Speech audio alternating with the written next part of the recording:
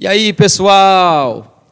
Aqui nós estamos começando mais um episódio do nosso podcast Na Mesa com a Comunidade, onde nós vamos aqui estar conversando sobre um tema muito interessante, muito preocupante até para a nossa geração.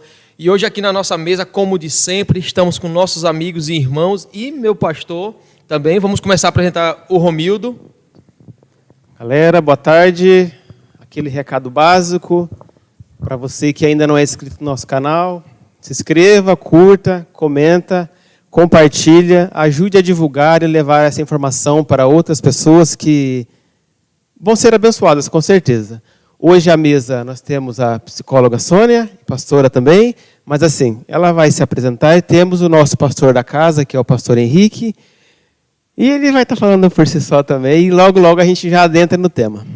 Fala galera, bom estar com vocês aqui mais uma vez, e hoje com uma convidada especial que vai trazer um tema que já foi dito pelo Janderson, mas que é de fundamental importância para a nossa geração. Nós vivemos uma sociedade que está profundamente quebrada, doente, e como João 8,32 diz, o conhecimento, a verdade liberta. Hoje nós temos o prazer de receber a Sônia. A Sônia, além de exercer funções pastorais, ela também é psicóloga. E olha que coisa boa, nós podermos oferecer um conteúdo com substância técnica, substância científica, para que você seja edificado e para que a sua vida possa melhorar em qualidade, em todos os aspectos, que é o que o Senhor deseja para mim, para você, para nós. Sônia, uma alegria estar aqui com você. Alegria toda minha. Boa tarde a todos. Bom dia, boa noite. Não sei que horário você vai estar nos vendo, mas é um prazer muito grande poder estar aqui servindo. Além das apresentações, eu sou formada em teologia, psicologia, na abordagem da psicanálise, mas, antes de tudo, sou serva. E estou aqui para servir naquilo que eu puder contribuir para esclarecimento das nossas dúvidas, que são bastante, não é verdade? Sônia, se você puder trazer para nós uma definição de ansiedade, qual definição que você entende que mais se aplica a esse termo tão falado, mas que existe um grande mito em torno dele ainda, e nem sempre as definições estão muito claras? Como você pode nos ajudar com essa definição? Bom, ansiedade, a própria Bíblia, né, já nos traz o relato. Jesus fala, não andeis ansiosos por coisa alguma. Quer dizer, já nasce conosco. É uma das nossas emoções, não tem como evitá-la. Mas o que acontece é que, muitas vezes, por conta da preocupação, eu falei bem devagar para a gente entender, preocupação, pré-ocupação. O que é isto? Eu me antecedo com uma preocupação exacerbada. E isso vem trazer a tão famosa ansiedade que leva-nos a ter vários transtornos. Você poderia falar para nós alguns dos sintomas mais comuns de uma pessoa que tem ansiedade? Mas antes, e eu até queria saber se você concorda com isso, na minha pesquisa básica aqui, eu percebi que alguns autores falam sobre a ansiedade como um mecanismo de proteção. Mecanismo de defesa. Isso. Então, existe a ansiedade que nos é natural e que ela é positiva. Exatamente. Ela nos torna alertas. Sim, sim. Essa ansiedade tem muita relação com o medo. Por exemplo, você está numa ponte para atravessar. A ponte é segura, você tem um corrimão para você segurar, você olha para a ponte, ela está bem estruturada, mas você para diante dela e fala, não consigo, não vou atravessar. Você cria uma ansiedade, você cria uma preocupação antecipada de algo que você está vendo que é seguro, que você pode passar por aquele caminho sem correr risco nenhum, mas você é impedido pelo medo.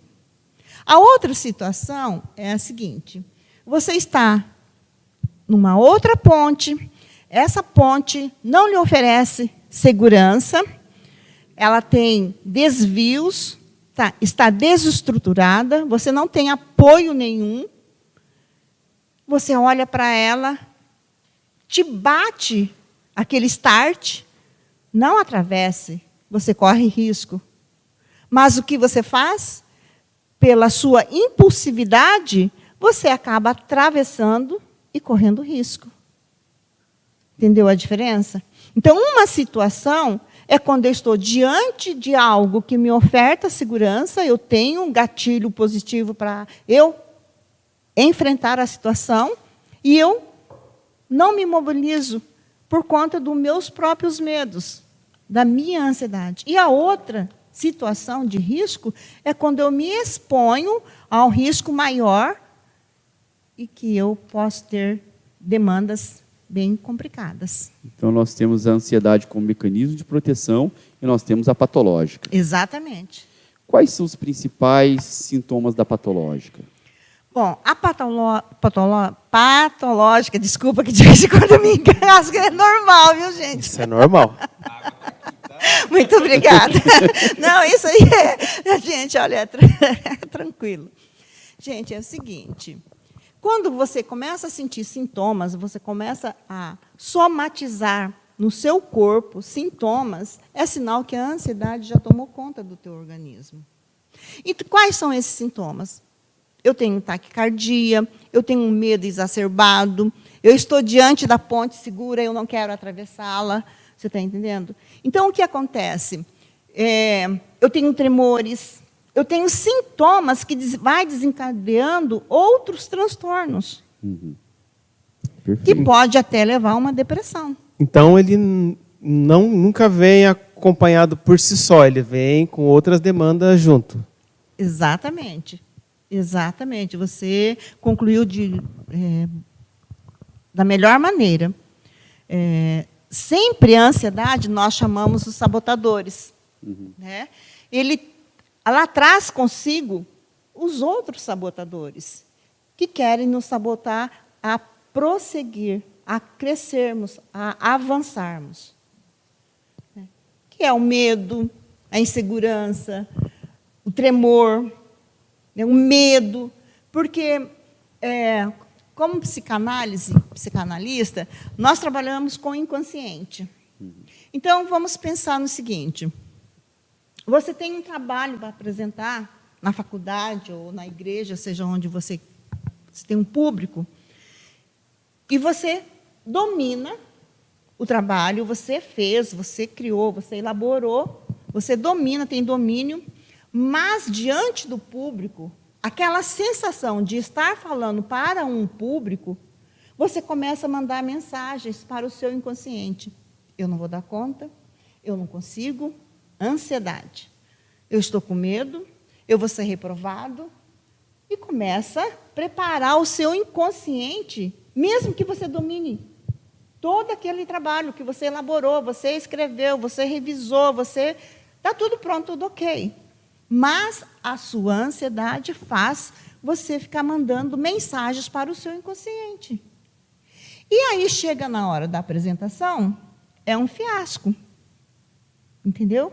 Você pega do meio para o começo, pega do começo para o fim, você desorganiza toda aquela apresentação que você iria fazer com exímio. O que aconteceu? Aí você chega, depois que você fez a apresentação, você para pensar: poxa, mas eu me preparei, eu estudei, eu elaborei, eu criei, eu fiz. O que aconteceu? O teu inconsciente vai responder para você o seguinte: você me preparou para que isso acontecesse. Você ficou me mandando mensagens que não conseguiria, que não podia, que não ia dar certo. E eu preparei o que você me pediu.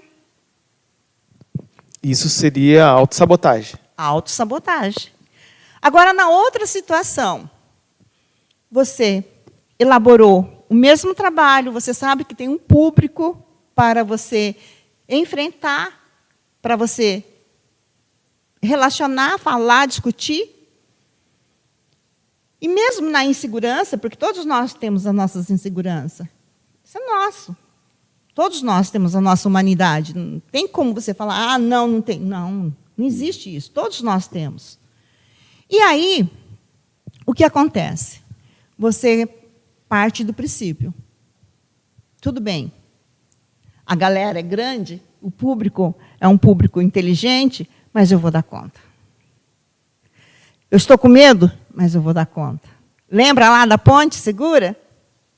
Eu vou dar conta, eu vou conseguir. O que você está fazendo? Você está reforçando o seu inconsciente com mensagens positivas. E aí você vai para a apresentação, as suas pernas tremem, porque é normal, todos nós trememos, né?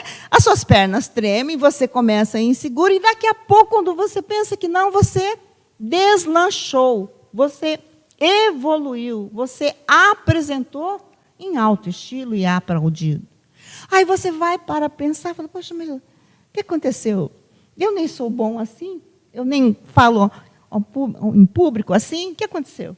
O seu inconsciente vai responder, você me preparou para isso, você ficou mandando mensagem positiva.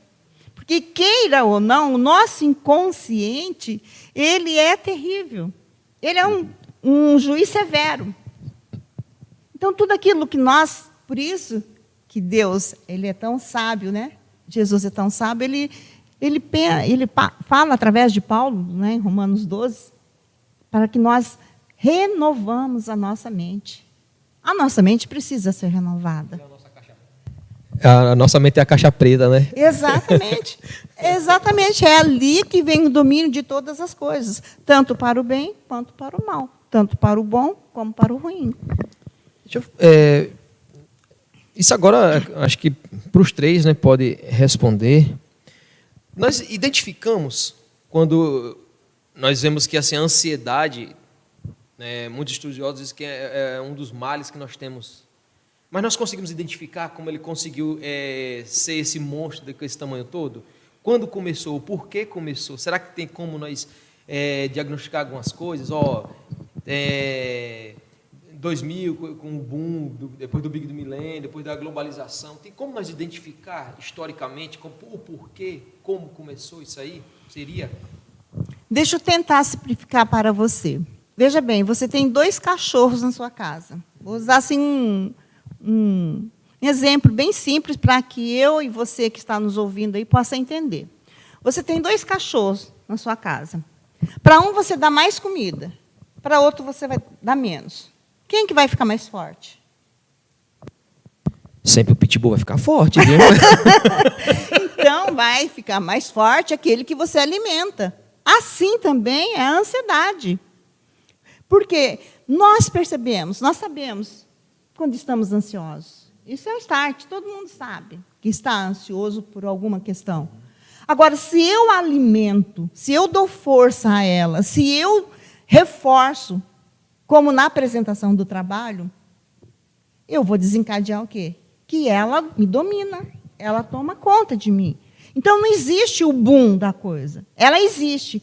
Agora, cabe a eu me conhecer e saber como que eu consigo dominá-la. E não permitir isso, claro, né, através de conhecimentos, que é o que nós estamos fazendo agora, não permitir que ela avance. Ok? Eu entendo, Janderson, e aqui tentando dar uma resposta a partir de uma perspectiva teológica, que a ansiedade começou com a queda. Ela existia como potencial antes da queda, mas ela começa com a queda. Sim. Né? É o choro. É como o choro. No Éden existia o choro?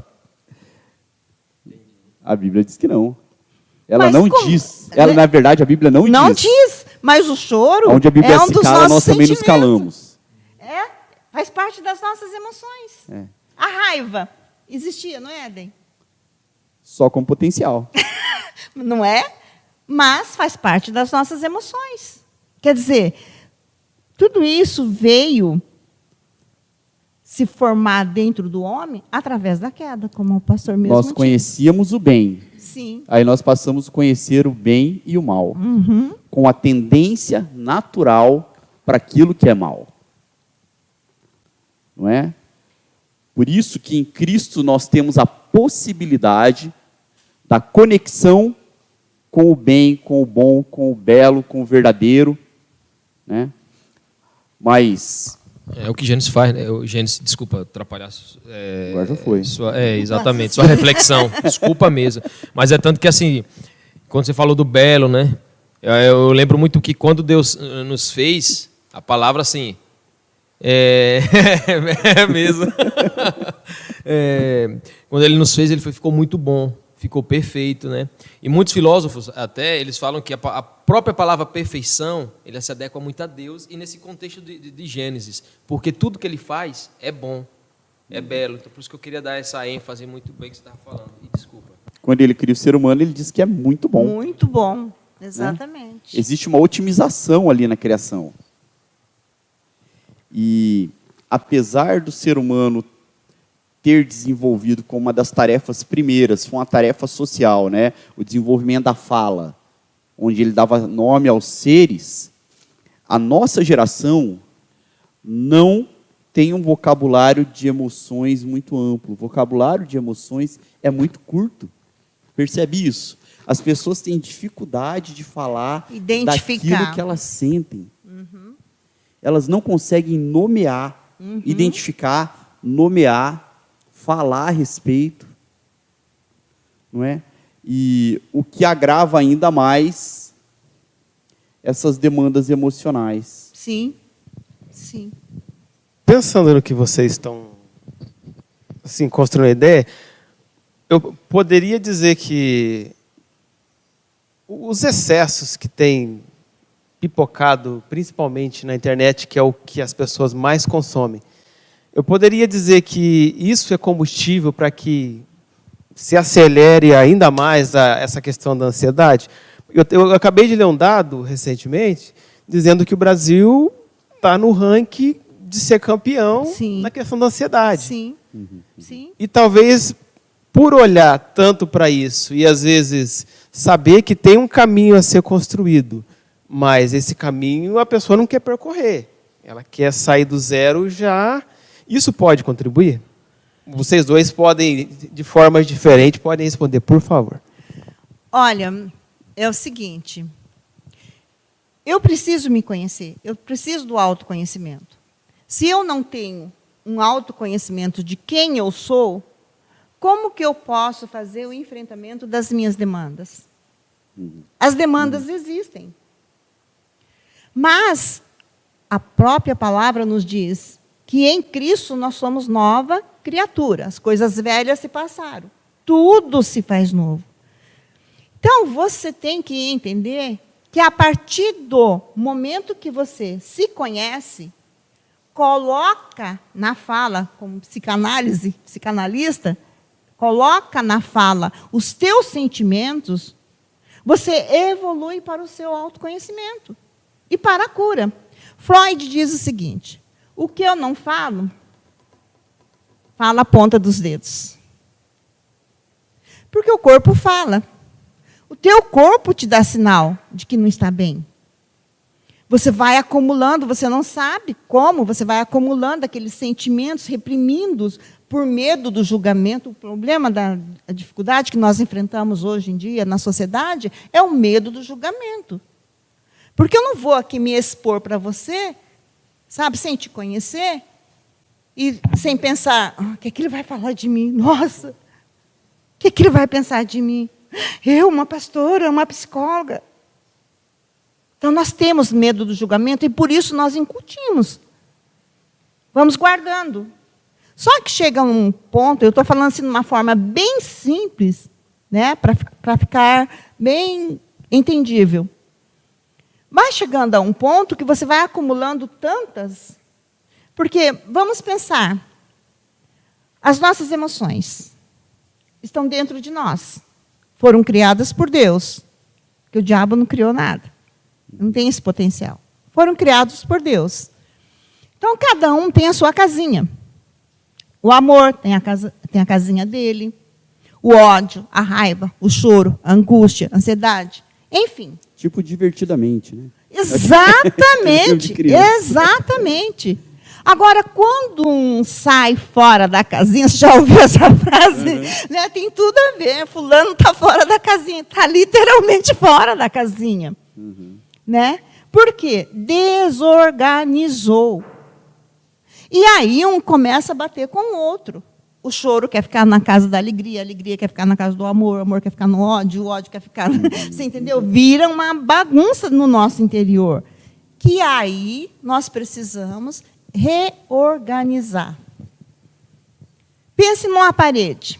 Você está construindo uma parede, levantando uma parede. Na metade, para cima, você olha para a sua construção e você vê que há tijolos tortos. Você só tem duas opções. Ou você continua levantando a parede e correr o risco que ela quebre, desmonte, ou você desconstrua e reconstrua novamente. Começa a reorganizar, a colocar cada tijolinho sobre o seu tijolinho, ou seja, cada emoção na sua casinha.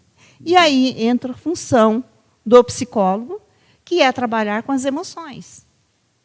Reorganizar essas emoções que, por um motivo ou outro, uma demanda ou outra, desorganizou e agora precisa ser organizada. E tudo isso tem a ver com o quê? Com a ansiedade, porque é a ansiedade que vai desencadeando. Lembra no começo, quando nós falamos dos sabotadores? Então, ela não vem sozinha. Ela vem e traz seus amiguinhos, que, na verdade, são os nossos inimigos. Que, se nós não nos percebermos e não, atentarmos para o nosso comportamento, porque é o nosso comportamento que vai nos dizer se nós estamos bem ou mal. Que nível de ansiedade nós temos. Entendeu? É interessante que emoção tem intensidade, tem duração. Sim.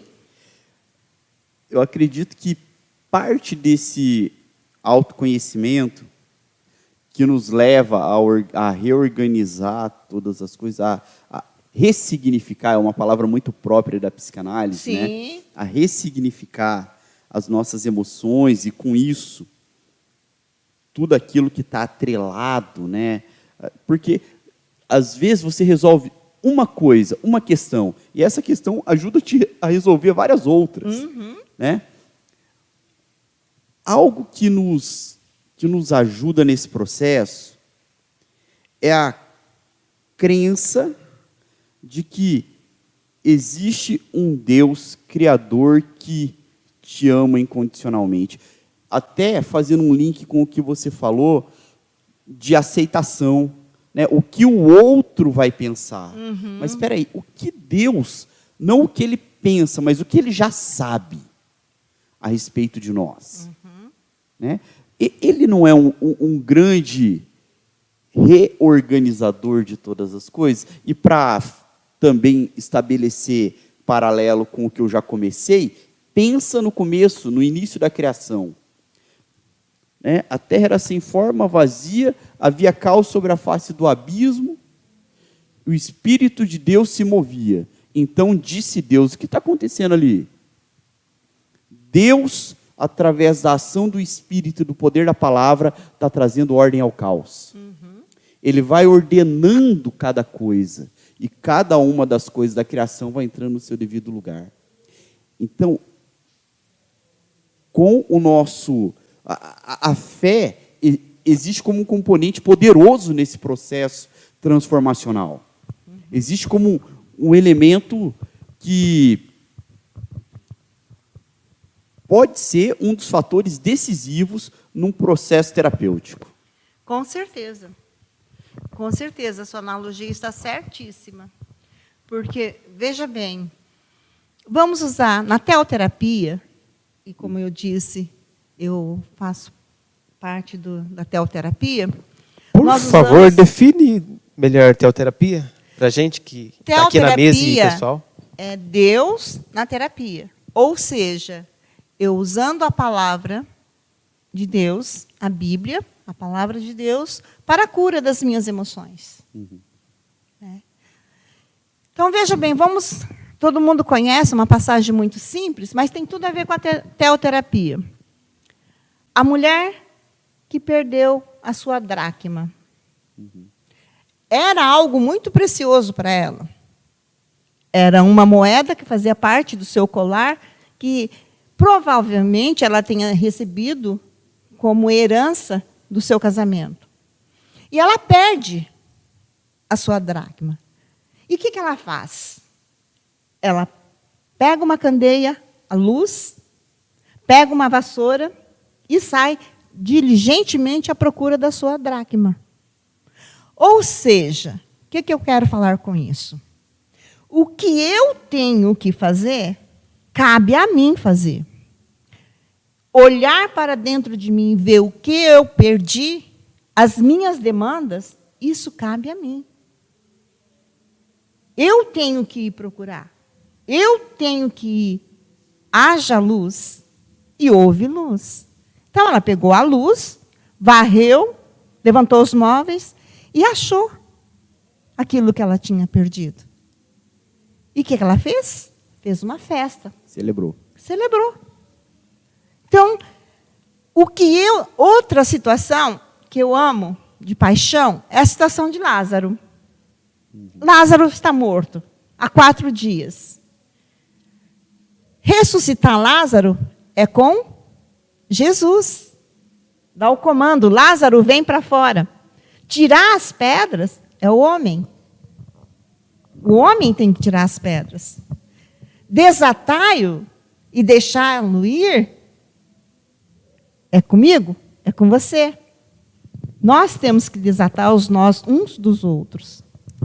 Ó, a minha qualidade pastoral, acredito que talvez que eu precise melhorar mais, seja a questão do aconselhamento bíblico. Porque eu não tenho problema nenhum em falar para algumas ovelhas assim, você precisa tomar vergonha na cara. Esses dias, eu orientei um jovem, ele chegou e falou assim, pastor, não estou conseguindo orar, não estou conseguindo ler a palavra, não consigo jejuar mais. Eu falei, você precisa tomar vergonha na cara. Ele olhou para mim e riu e falou assim, é verdade. Mas, o que a gente percebe no aconselhamento bíblico, e que talvez tenha muito a ver também, quando se está clinicando, que é o seu caso, existe o princípio, o processo e o propósito. Às vezes, a gente tem o princípio, que são as escrituras, teologicamente falando. Né? Existe o processo, é aí que o pessoal foge. É igual numa terapia, quando entra nas questões analíticas, No que começa a doer. No enfrentamento. Porque ou você, aí aflora o instinto primitivo, Sim. ou você enfrenta ou você foge. Sim. Eu até, só fazendo uma observação dentro disso, eu até estava conversando com a minha esposa essa semana, nessa seguinte perspectiva, que uma hora você vai ter que olhar para aquilo. Ele está ali, ele não vai sair. E, às vezes, o olhar para aquilo, que é o processo, que as pessoas... vai doer. Então, mas acontece que nós estamos vivendo, no momento agora, uma geração Nutella. Uma geração de mimimi. Ai, não toque em mim. Ai, não fala nisso que eu morro, quero morrer. Olha, o nosso... O tema de hoje, mesário ali, jovens e adolescentes, vai ser sobre suicídio, hein? Hoje à noite. Olha isso. Né? Então, hoje, não se faz mais enfrentamento. Eu trabalhei 42 anos em hospital. Eu sou aposentada como técnica de enfermagem, trabalhando em hospital. Então, fiz vários atendimentos. E havia aquelas, desculpem as expressões, mas aquelas feridas que tinha aquela crosta por cima e por baixo aquela secreção purulenta. Então, o que o médico fazia? Não é? No Nordeste a gente chama pereba. Pereba. Mesmo, tá? Eu sou filho de baiano, eu conheço. Meus amigos vão tudo ouvir, então é melhor eles já sabem. Pereba mesmo, tá? Mas o que os médicos faziam? Levava para a sala de curativo e fazia o debridamento. Que era debridamento? Arrancar toda aquela crosta, depois esfregar com uma gase Povidine até sangrar, para que viesse a cura, porque a cura vem de dentro para fora. Hoje, se você toca num assunto de um jovem, de um adolescente, de adulto, casal, eu atendo, acabei de atender dois adolescentes agora há pouco. Se você toca na ferida, desaba. Não tem alicerce. Não quer mexer. Não quer enfrentar. Tá? Onde que seria, de repente, não sei se a palavra certa é essa, o erro na construção disso, do enfrentamento, de não querer enfrentar? Bom, Deixa eu já também estar com ele nessa aí, dizer assim, mas a culpa não é de... Desculpa, eu não estou falando da senhora, tá? De vocês, psicólogos, que falam assim, agora não, tá cedo de mexer, deixa ele pegar mais casca, pegar mais idade. É isso que eu acho que as pessoas que estão nos ouvindo, vai ter essas perguntas aí, mas eu já ouvi por aí de ter maturidade para enfrentar seus problemas, tal. A pergunta é, qual o momento, então, para enfrentar também os problemas? olha, eu vou te responder o seguinte. Existem psicólogos que atendem criança. Então, os pais têm grande responsabilidade no comportamento. Os pais é que vão observar o comportamento da sua cria.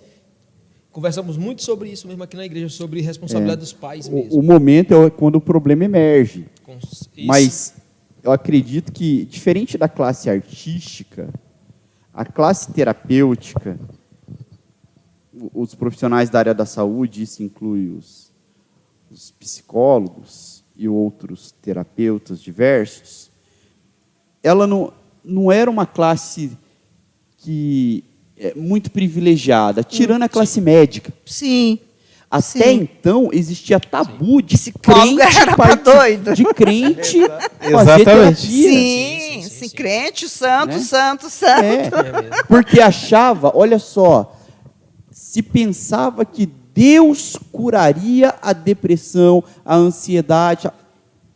Nós cremos que Ele pode. Sim. Mas, às vezes, Janderson, o milagre, se a pessoa tem um milagre, ela não passa pelo processo. Sim.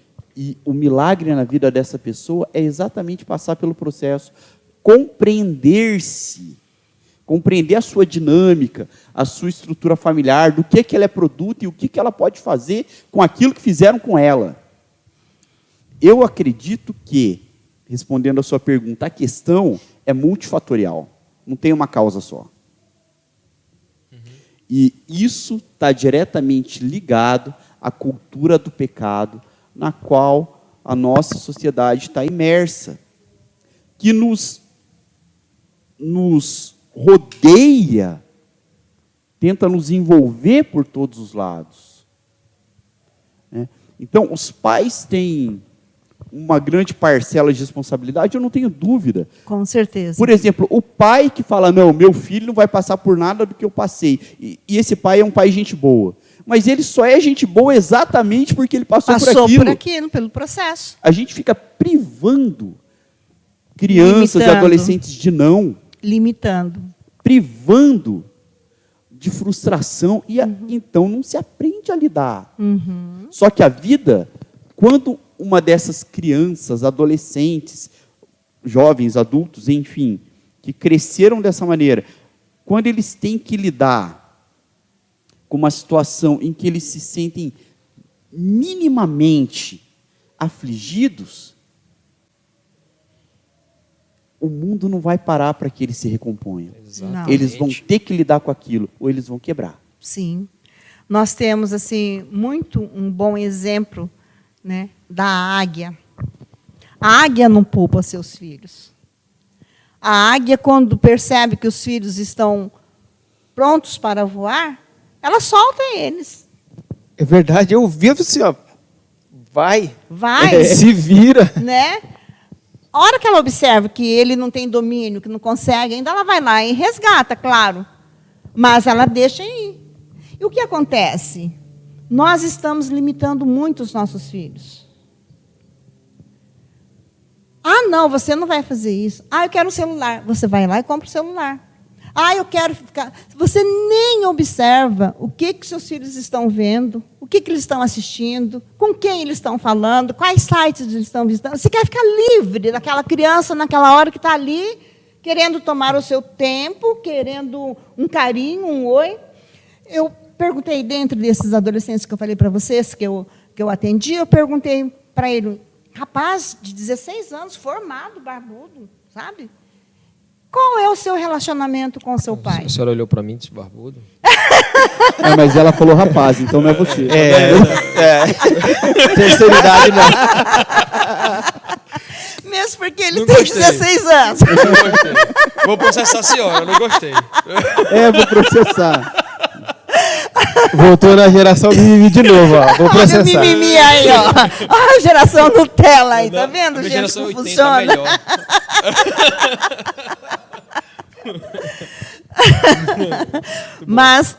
Mas veja bem, ele me respondeu.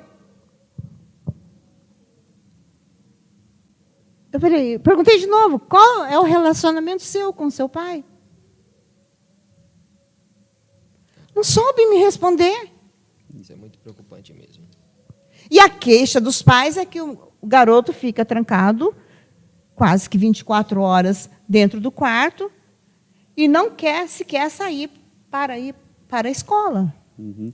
Às vezes com o celular que o pai deu, com o notebook que o pai deu. Não é isso? Melhor Então, do que o do pai. a responsabilidade é de quem? Né? São dos pais. Exatamente. Concordo 100% mesmo, que nós estamos dando um prato cheio para o mundo criar nossos próprios filhos. E essa responsabilidade é nossa. Terceirizando a Nós educação. estamos terceirizando Exatamente. os problemas. Mas é que assim, pais doentes dificilmente conseguirão formar filhos saudáveis. Os pais estão nessa mesma vibe dos filhos. Eles também estão hiperconectados. Eles Fugindo. também não têm paciência. Eles também são ansiosos, né? Tem um termo bem usado na psiquiatria, não sei se usa na psicologia, o TAG, transtorno de ansiedade generalizada. Sim, sim, Tag. Eles têm esses transtornos. Eu tenho que confessar que eu não sou muito fã de rótulos, vocês sabem disso. Eu não sou muito fã de rotular e dizer, não, você tem isso. Até porque não me compete enquanto pastor. Sim. Né? Mas, enquanto indivíduo que lida com outros indivíduos e que tem a oportunidade de olhar nos olhos e de falar, olha, compartilha a sua dor. Compartilha seu coração comigo. Eu estou aqui por você. O que a gente vê, o que eu presencio, são adultos que também estão emocionalmente estruturados, também são ansiosos. Querendo ser ouvidos. Precisando, né, de alguém que lhes ofereça tempo de qualidade, acolhimento. E não é esse o papel da comunidade de fé? Exatamente. Você já observou que tem pessoas que chegam perto de você e querem falar? Elas só querem falar. A Minha dor mulher. dela é só falar. Aí você está ali. Sei, tá. Né? Você está viajando. A pessoa está falando aqui comigo e eu estou pensando lá, sabe, na Bahia, o que está acontecendo lá na Rússia, sei lá. Você está falando que a pessoa está pensando, está com outra coisa na mão, você está nem pensando em pensar mesmo. Né? E o que acontece? Eu que estou falando com você, ou você está falando comigo, e eu estou viajando, não estou te dando importância, a pessoa percebe. O outro percebe que não está sendo ouvido. Porque o que é ouvir? É diferente de você escutar. Escutar, nós estamos aqui, mas estamos escutando barulhos que estão É externos. uma função biológica, né? Ouvir, não. Ouvir, a sua atenção totalmente está voltada para a voz do outro. Olho no olho. Entendendo, se colocando no lugar de... Empaticamente, né? Você está entendendo? Então, quando eu não tenho, sabe, essa parcimônia, eu não tenho, o que acontece? Eu me refugio. Cada vez mais eu vou me escondendo dentro de mim. Eu não tenho quem me ouve. Porque, veja bem, o que a Bíblia diz? Eu gosto de voltar sempre para a Bíblia.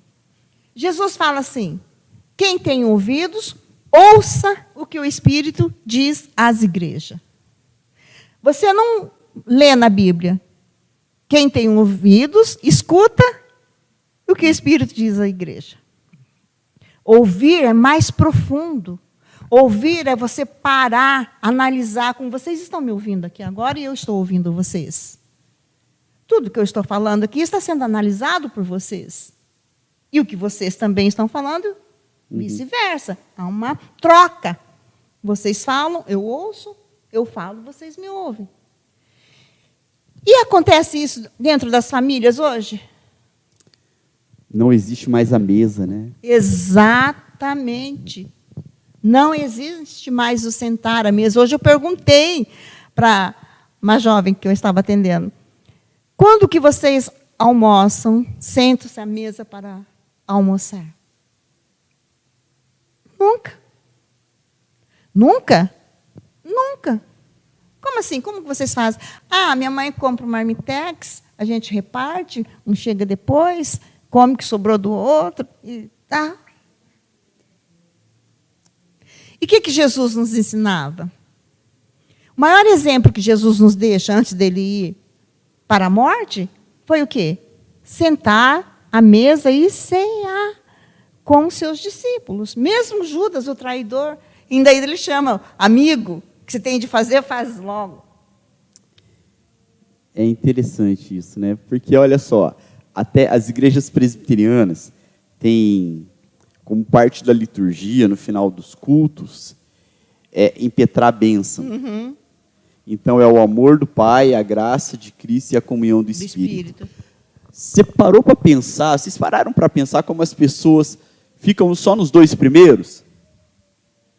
Elas acolhem o amor do Pai, são salvas pela graça de Cristo, mas não privilegiam, não usufruem da oportunidade maravilhosa de ter a comunhão no Espírito.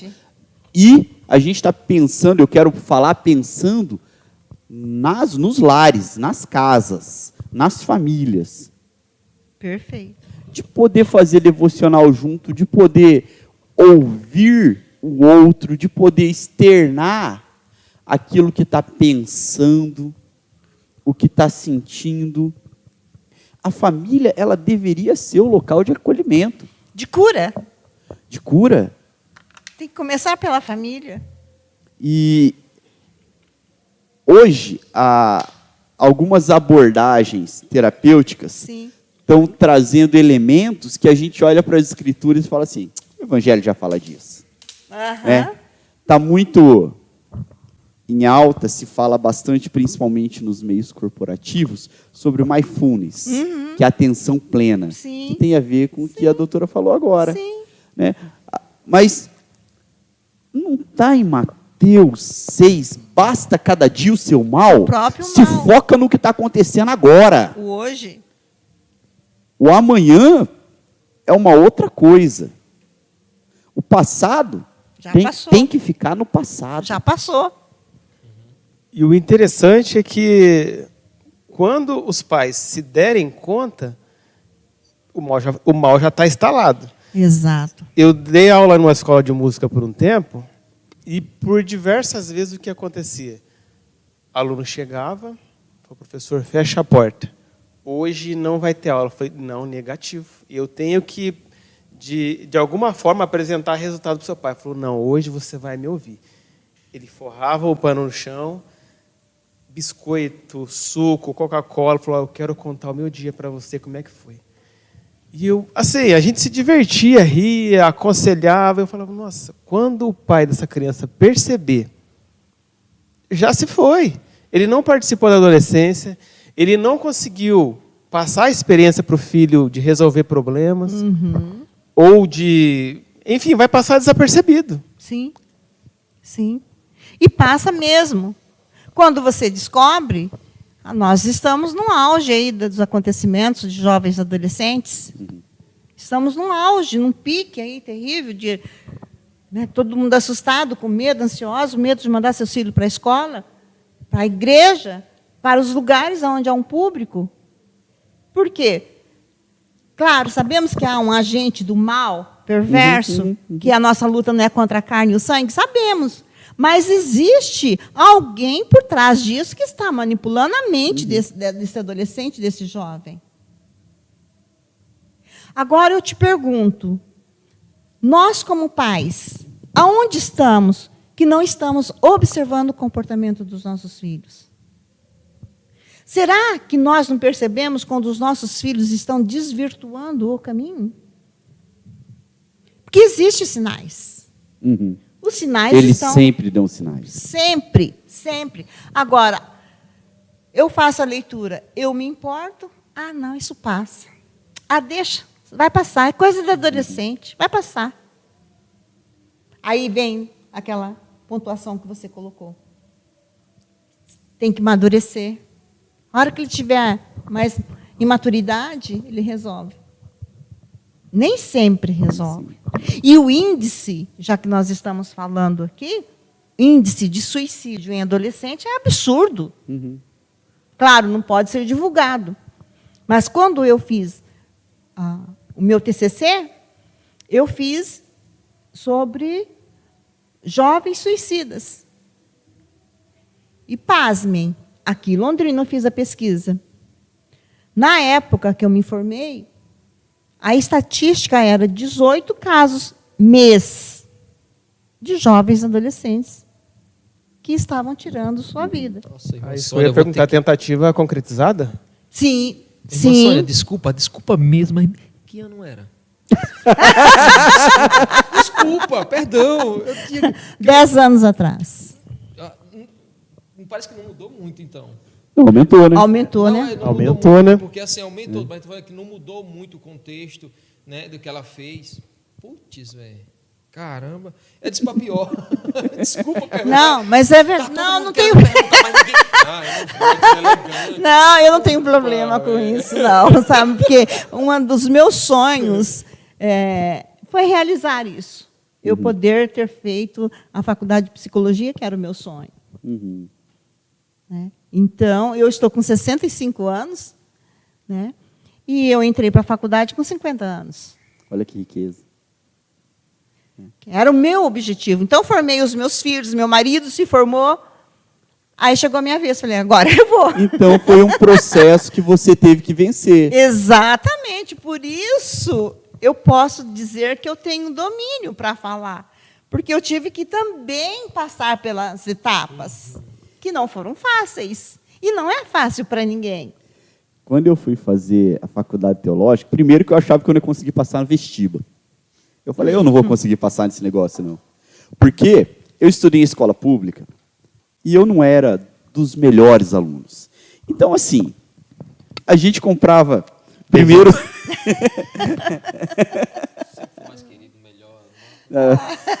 O que aconteceu? Onde foi que você se perdeu? Né? Garoto sergipano. Brincadeira. Aí eu passei. Fiquei grato a Deus e profundamente surpreso. E fui estudar. E a questão era, será que eu vou dar conta? Olha as vozes com as quais eu tinha que lidar. Volta novamente na fala nos dela. sabotadores. Exatamente. Será que eu vou dar conta? E não foram... Faculdade de teologia não é fácil. Todo mundo aqui fez. O Abner ainda não, mas... todo mundo aqui fez. A gente sabe que não é fácil. Desconstrói, constrói. O processo de desconstrução é dolorido. Mas, quando eu terminei, e eu vi que, na época em que eu estudava, alguns TCCs iam para a biblioteca, outros não. Alguns iam servir como referência bibliográfica. E o meu foi. Então, aquilo, para mim, foi algo tão satisfatório. Prazeroso, né? E aí, convidado para fazer uma aposta. Poxa, que riqueza isso. Né? É o desafio que eu acredito que cada um de nós temos de fazer o que o Lacan dizia, o ver-se. Sim. De olhar para si e e ter a autocrítica de dizer assim, olha, eu sinto isso. Mas, pelo poder do Espírito Santo, eu vou dar conta. Né? E, se vocês me permitem, eu queria compartilhar um texto que, para mim, é chave nesse processo. Mateus, Evangelho de Jesus Cristo, segundo Mateus 6, 25 a 27. Não vos preocupeis com a vossa vida, pelo que haveis de comer ou de beber, nem quanto ao vosso corpo, pelo que haveis de vestir. Eis que a alma não é mais importante que a comida, e o corpo mais importante que a roupa? Observai as aves do céu, que não semeiam nem colhem, nem armazenam em celeiros, e o vosso Pai que está no céu as alimenta. Acaso vós não sois mais importantes do que elas? Que fantástico isso. Né? Mas aí entra a questão da ansiedade. Sim. Uhum. Porque quando Jesus está falando isso, ele está falando sobre a questão da ansiedade. Tanto que aqui está, não vos preocupeis. Ansioso por Aqui coisa está, não nenhuma. vos preocupeis, mas tem traduções que é não andeis ansiosos. Não andeis ansiosos. É. Nada. Né? Então, existe uma, como que eu vou dizer, uma mistura que nós fazemos, confundimos a fé com a crença militante, que nem sempre aquilo que se coloca em você, embota em você como verdade, é verdade. Quando você vai se desconstruindo, reconstruindo, e vai se conhecendo em Cristo, principalmente, você vai ver que muitas verdades, entre aspas, que foram colocadas dentro de você, não eram. Muito bacana ouvir isso. Conclua, depois eu... Né? Então, essa ansiedade, ela começa a partir de agora. Que momento que eu estou vivendo agora? Por exemplo, você tem filho para mandar para a escola. Claro, você tem que tomar todos os cuidados necessários. Mas você vai prender seu filho dentro da escola porque ele pode correr o risco? Ele pode correr o risco na escola, na rua, em qualquer lugar. Qualquer lugar. Qualquer lugar. Mas você tem que ensiná-lo a enfrentar, a ir para a escola, sabe? E, claro, ele não pode dar bobeira. Você é responsável. Então, isso é o controle. E você acaba ensinando, passando para o seu filho, essa segurança de como enfrentar a demanda. Não é fugindo, não é escondendo dentro do quartinho, não é permitindo que não faça, não isso, não aquilo. Sabe porque o que acontece muito com as crianças hoje? Elas não sabem receber o não como resposta. Você fala um não para uma criança hoje, misericórdia, a criança derruba a casa, destrói. Ela não sabe lidar com não. Isso é muito comum, de forma geral, os casos que você atende? Muito. Muito, muito, muito. Os pais não limitam os filhos. Na minha época, eu sou bem mais velha que vocês, mas se meu pai e minha mãe falavam não, aliás, nem precisava falar, olhar Só. pronto. A última vez que minha mãe conversou comigo, morava com eles, minha mãe e meu pai, minha mãe estava nesse negócio de se seus pais te bater, a polícia pode prender e tal. Aí minha mãe falou, eu falei bem assim, ó, mãe, você está vendo? Aí minha mãe olhou bem assim, eu vou te bater, se a polícia vir aqui, eu bato na polícia. Entra todo mundo no coro. Eu sou sua mãe, eu sei o que é melhor para você, eu sei te educar. E ela estava Eu falei, totalmente não, desculpa, mãe, não vou fazer isso com as polícias, não. Pode ficar sossegada. Mas a questão é essa, sabe? A questão em pauta é o fato dos pais não limitarem seus filhos. E criança pede limite. Pede limite. Criança pede limite. Adolescente também. Pede limite. Você tem E tem tal que saber. hora para você chegar em casa. Como? Porque eu não sou pai ainda, mas assim, como vocês conseguem De gato identificar isso? Exatamente. Exatamente pelo comportamento. A forma do enfrentamento é pedindo limite? Sim, sim. Sabe, quanto mais você limita as crianças, mais ela vai querer, vai despertar nela o desejo de saber o que está por trás daquele não.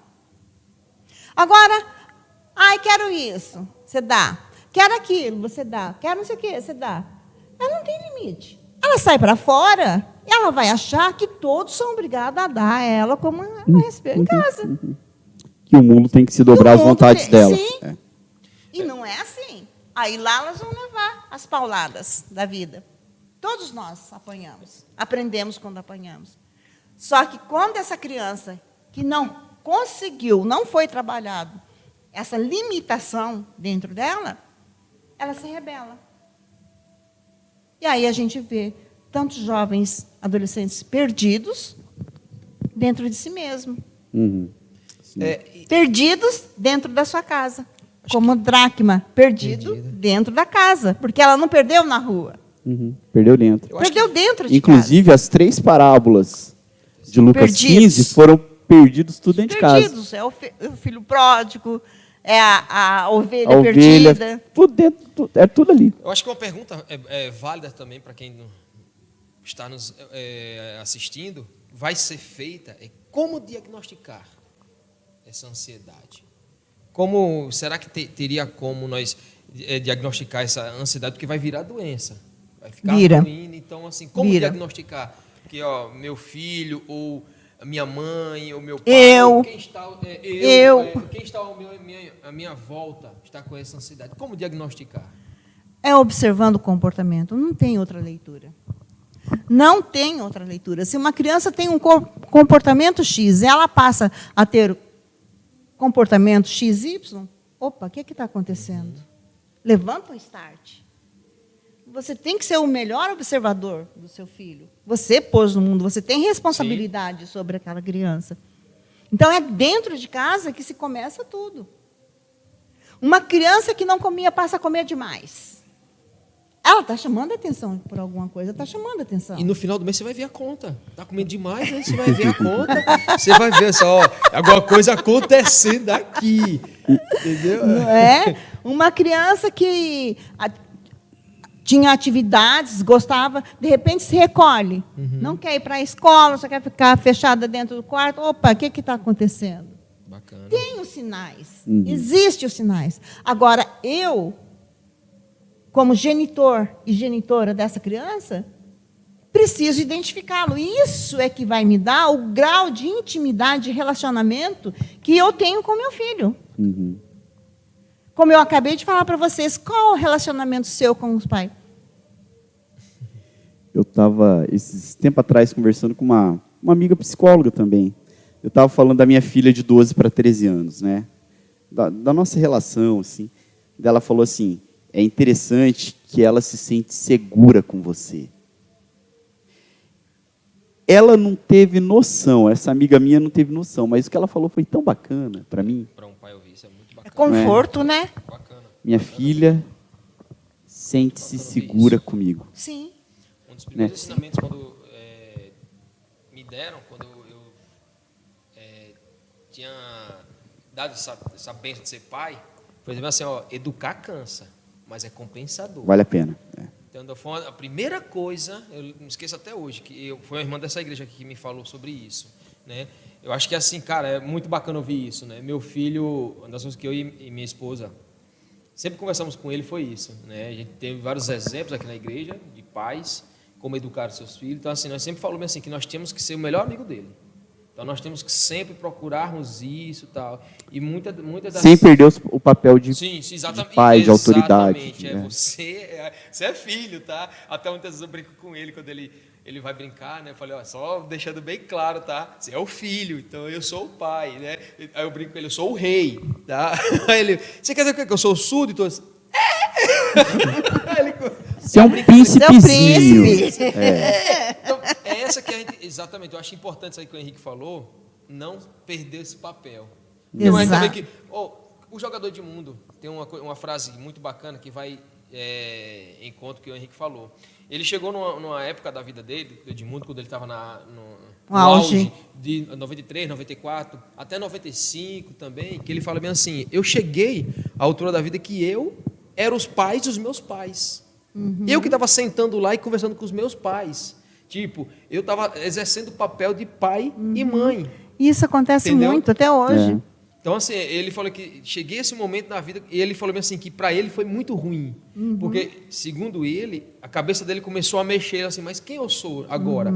E ele falou assim que foi uma temporada quando começou isso tudo, ele teve esse diagnóstico que foi muito ruim, porque ele não sabia quem ele era. Eu sou filho, eu sou o pai, né? eu não sei o que eu sou. Né? Então, assim, eu acho que o que ele falou muito bem cai para nós começarmos dentro de casa a diagnosticar. Por exemplo, meu lugar é filho, aqui eu sou o pai. É o papel que cada um ocupa dentro da sim, conjuntura familiar, né? Sim. Isso precisa estar muito bem claro. definido. Isso. Muito bom, Henrique, saber disso aí. Isso aí é muito bacana mesmo. As pessoas que estão nos ouvindo, isso aí.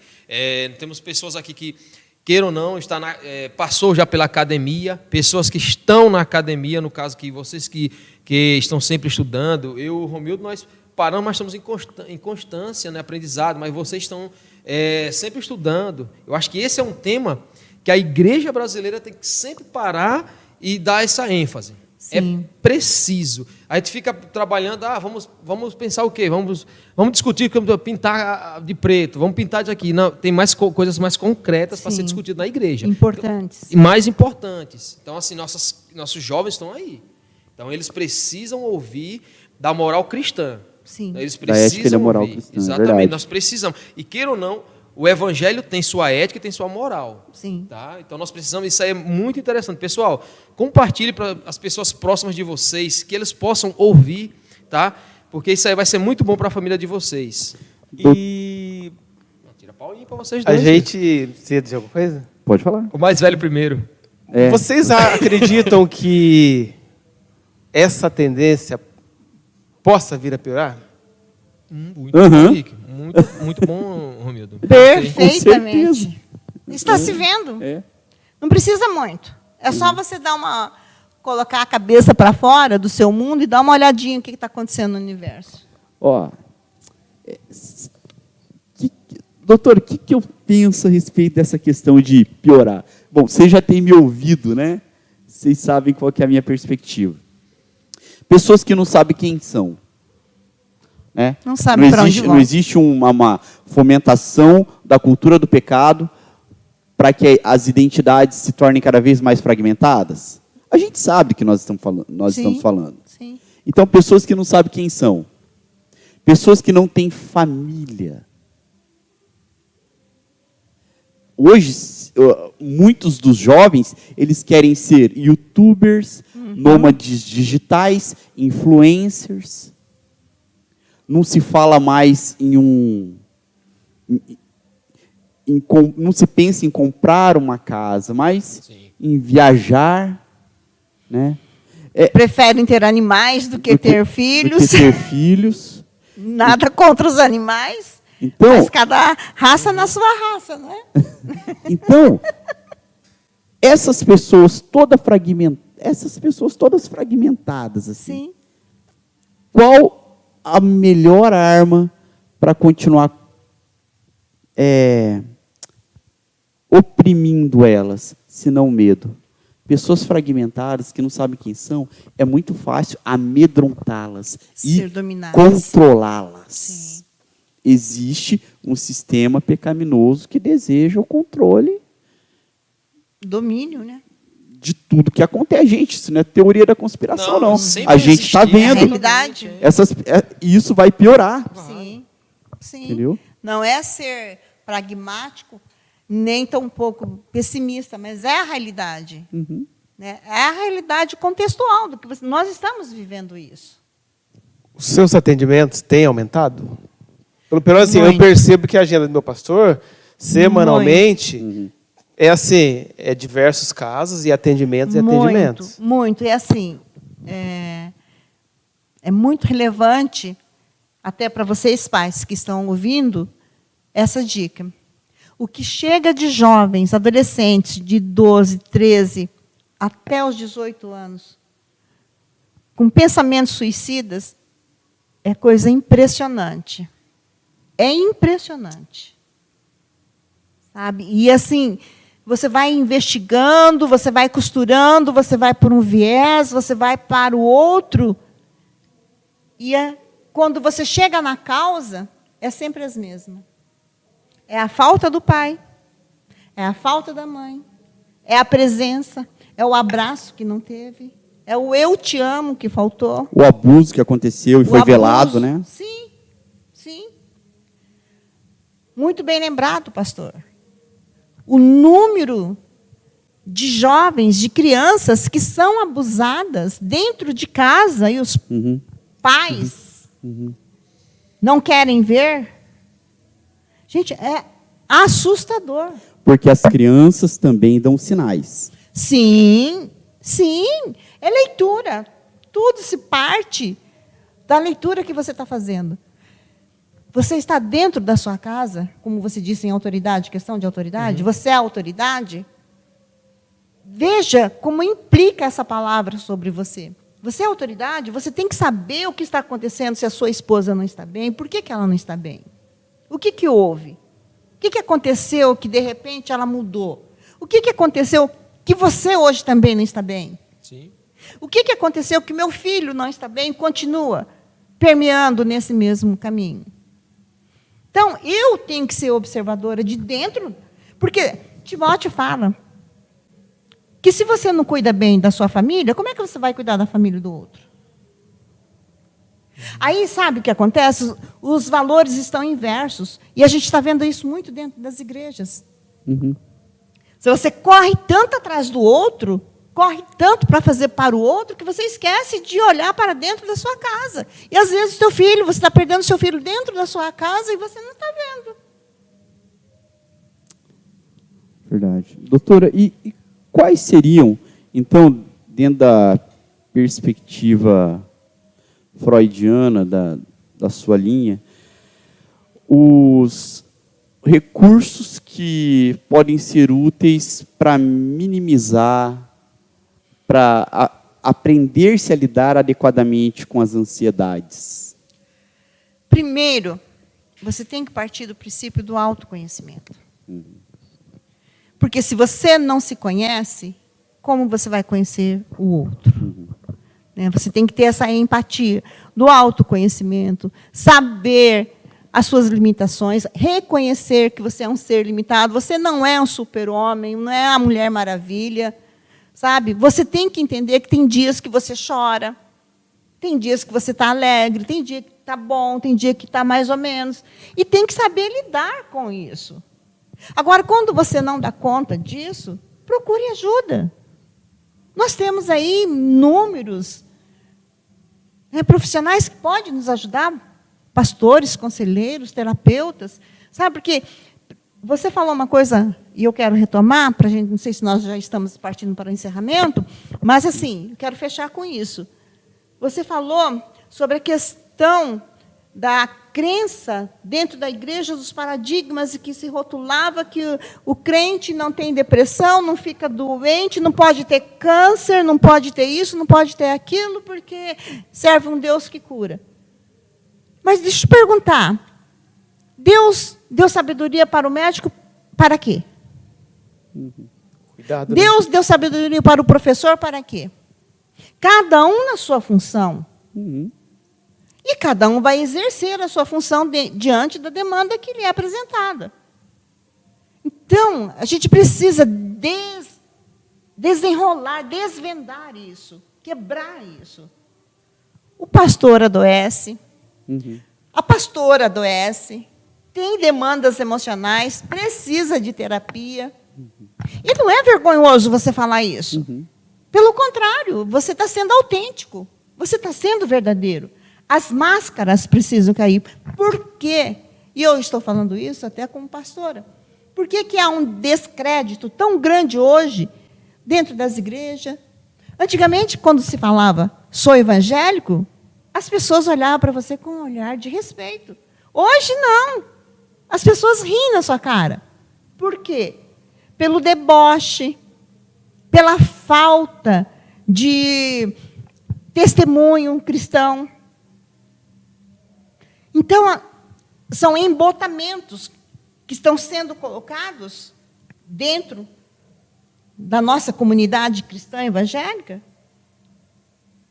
que não se alinham com aquilo que a palavra nos diz. Porque conhecereis a verdade e a verdade vos libertará. E quem é a verdade? Cristo é a verdade. Jesus é a verdade. Mas ele diz, eu vim para os que são doentes. Os sãos não precisam de médico. Então, Jesus referiu o médico. O psicólogo, ele não é o terapeuta de louco. Não. Ele não prescreve medicação. O psicólogo, isso tem que ficar bem claro na cabeça das pessoas, porque tem um preconceito muito grande ainda, uma resistência muito grande ainda. O psicólogo, ele vai trabalhar o seu emocional, colocar as emoções nas casinhas, cada um na sua, trabalhar o seu autoconhecimento, e você, claro, que eu não vou chegar em você e vou dizer, olha, você tem que fazer isso, isso e isso, te dar uma receita. Não. Mas, através das técnicas, você mesmo vai se conhecendo, se autoconhecendo, e vai se reorganizando, e vai se reconstruindo, e vai se ressignificando. Aí sim, você consegue enfrentar as suas demandas, mesmo que em dias altos, em dias baixos, mas você sabe que naquele dia você não está bem, por quê? Porque aquilo foi disfuncional, então você já sabe lidar com aquilo. Aí você não vai morrer. É verdade. A senhora tem aquele sofalinho, é divã, né? Divã. Divã. A senhora tem. Sabe o meu sonho? Era ir... Deitar no divã. Deitar lá. Tipo assim, não vou falar nada. Eu só queria dormir nele e deixar uma psicóloga aqui. Ó. Só queria isso. Eu só queria isso. Trollar a terapeuta. Mas ó, deixa eu falar, eu sempre falo para os meus pacientes, viu? Eu só trabalho se você me der trabalho. Se você não trouxer trabalho para mim, eu não tenho trabalho. Eu acho bonita aquela cena do cara lá deitado, a profissional lá com um caderninho lá só. Eu ia só dormir, você pode ficar escrevendo, eu só quero só. Acho massa essa cena, mas beleza. Vamos marcar uma sessão.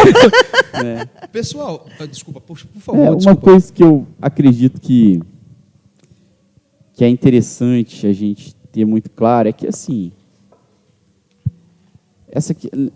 eu sou muito fã dessa ideia de autoconhecimento. Eu olho para o Antigo Testamento, eu vejo Isaías 6, ele teve uma experiência com Deus e ele teve uma experiência com ele. Com ele mesmo. E depois ele estava aberto para ter experiências com o outro.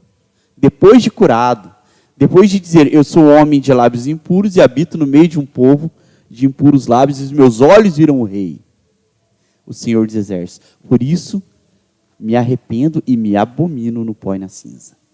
Olha só, ele teve que olhar para dentro. Dentro dele. Né? Ele teve um encontro com a glória de Deus, um encontro com ele, e ele estava pronto para o eis-me aqui, envie-me a mim, que é o encontro com o outro. Pode pregar, nem precisa citar fonte, tá? Não, mas é até engraçado, né?